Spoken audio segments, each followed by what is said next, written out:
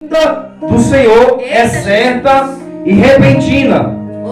Versículo 1. Irmãos, no que se refere aos tempos e às épocas, não há necessidade de que lhes escreva, porque vocês sabem perfeitamente que o dia do Senhor vem como um ladrão à noite.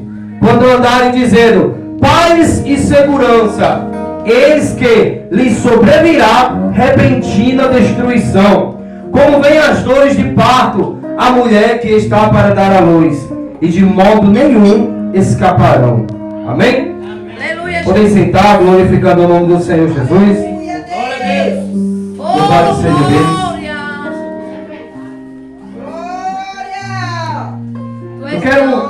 Eu quero reler novamente o tema da campanha, no versículo 14, só que eu também quero ler o versículo 15 e 16 de Joel.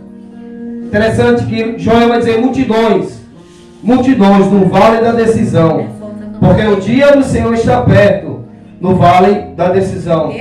No versículo 15 diz: o sol e a lua escurecem, e as estrelas deixam de brilhar. Meu Deus. Versículo 16: o Senhor rugirá de Sião, e de Jerusalém fará ouvir a sua voz. Os céus e a terra tremerão, mas o Senhor será o refúgio do seu povo e a fortaleza dos filhos de Israel. Louvado seja Deus.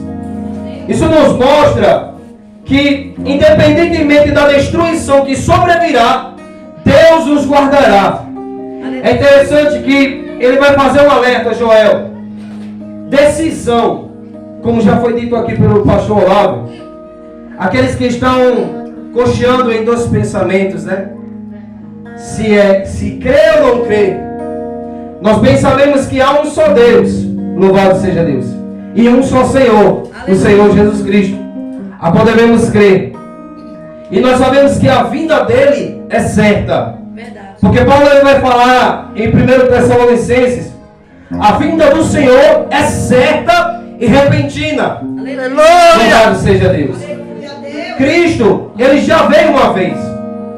É interessante que quando nós vamos ler o Evangelho de João, vai dizer que aquele que era o Verbo, ele se faz carne e habita no meio do seu povo. Aleluia. João ele vai dizer: ele veio para os seus, mas os seus não o receberam. Mas alguns creram, e a estes que creram, ele deu autoridade e poder para serem chamados filhos de Deus. Aleluia. Nós bem sabemos que a salvação era para os judeus. Só que agora, por eles não crerem e não receberem o Filho de Deus, a graça veio sobre nós.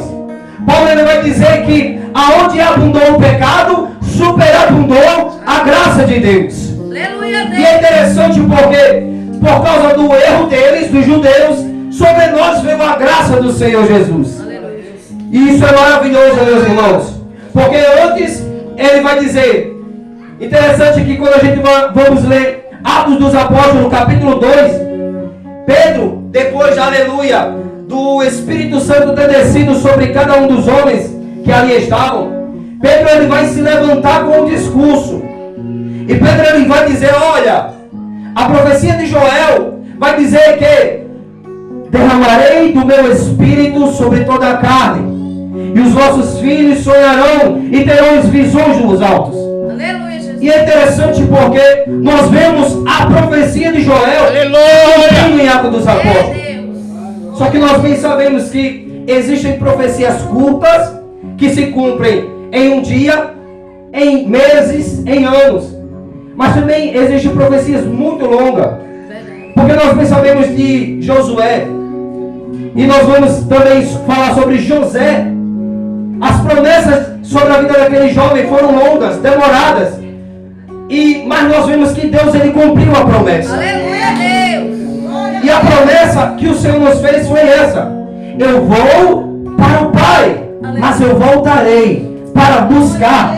Aleluia. Para que aonde eu esteja, você esteja comigo. Aleluia, Deus. Para muitos, essa profecia não parece ser uma profecia verídica. Porque muitos se perguntam até a nós mesmos, não é verdade? Cadê Jesus que não veio? Jesus está demorando.